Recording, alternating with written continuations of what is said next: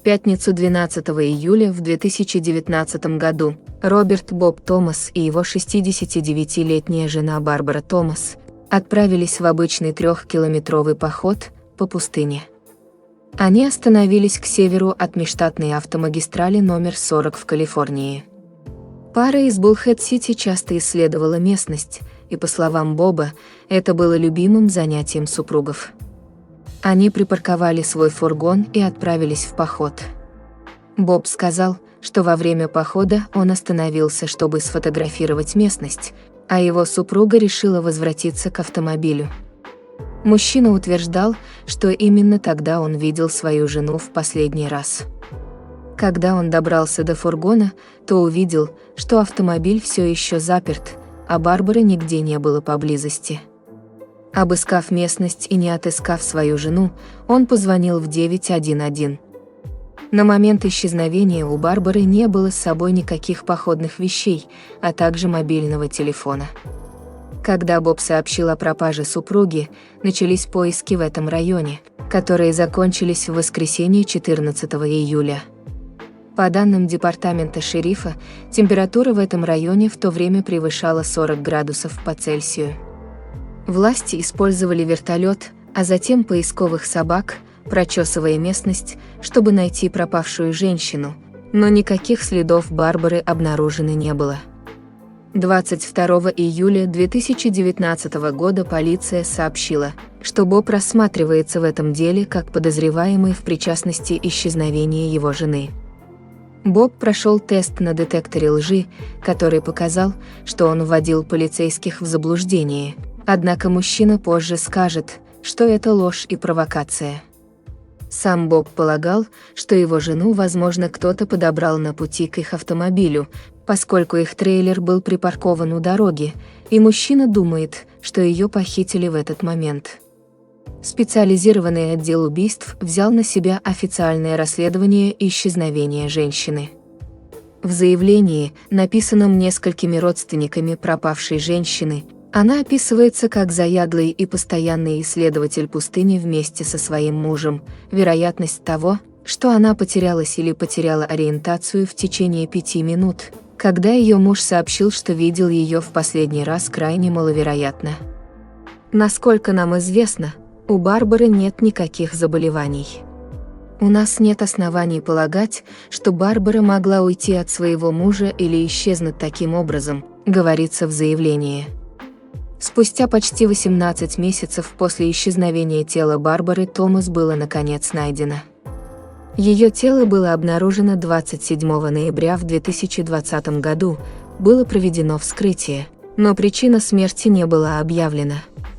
Что случилось с женщиной в пустыне в июле 2019 года и почему она ушла в небытие, все еще остается загадкой.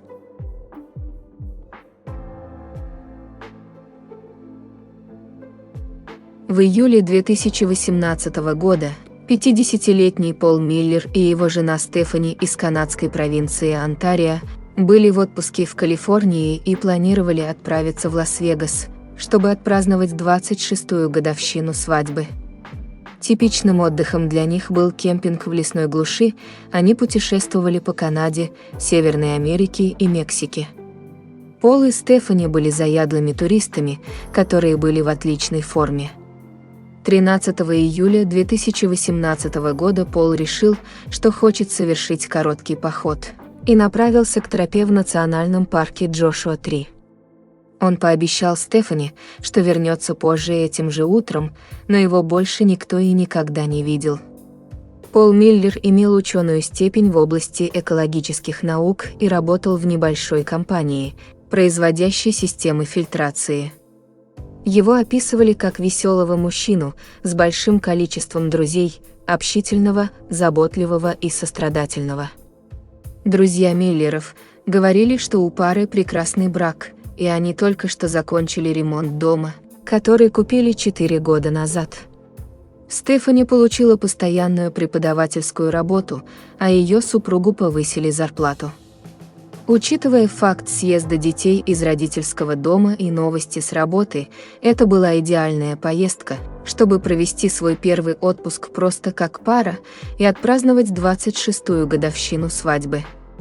Миллеры собирались покинуть свой гостиничный номер в мотеле 13 июля 2018 года, но Пол захотел совершить еще одну короткую прогулку в надежде сфотографировать местную природу.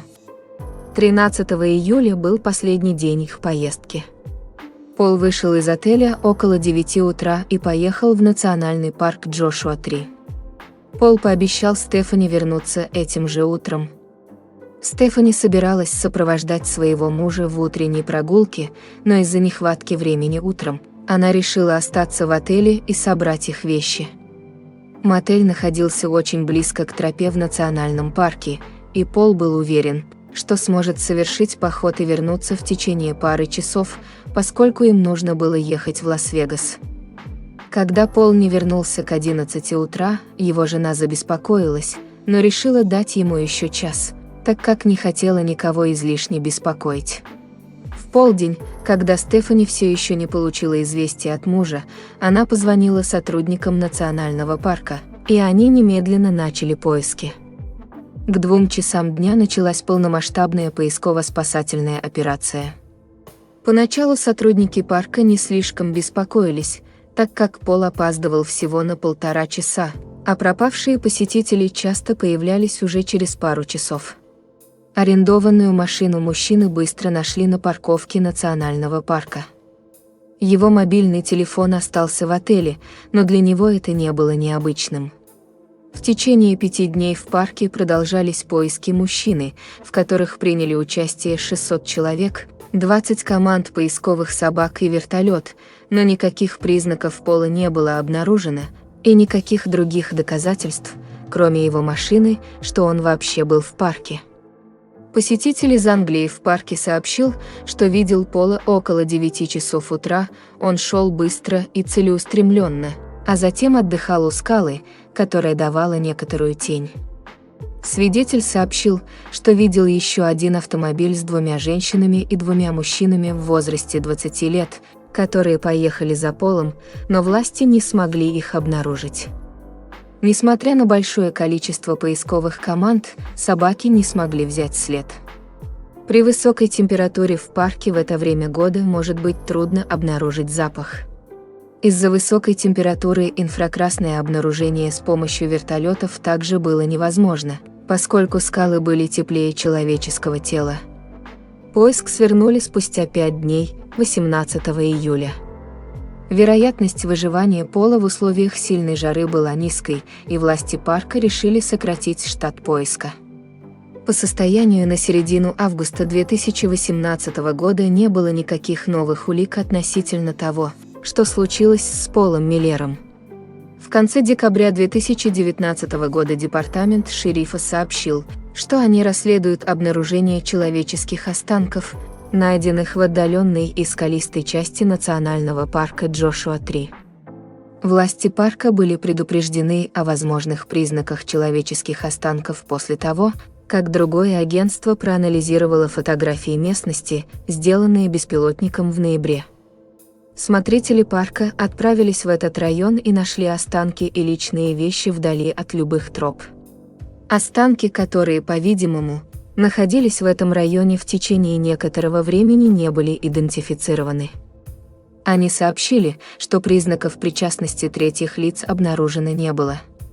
В середине января 2020 года была произведена официальная идентификация останков, найденных в конце 2019 года, и было подтверждено, что они принадлежат Полу Миллеру.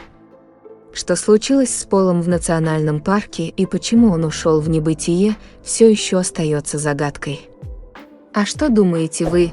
Оставляйте ваши версии произошедшего в комментариях. Спасибо за внимание и до скорого!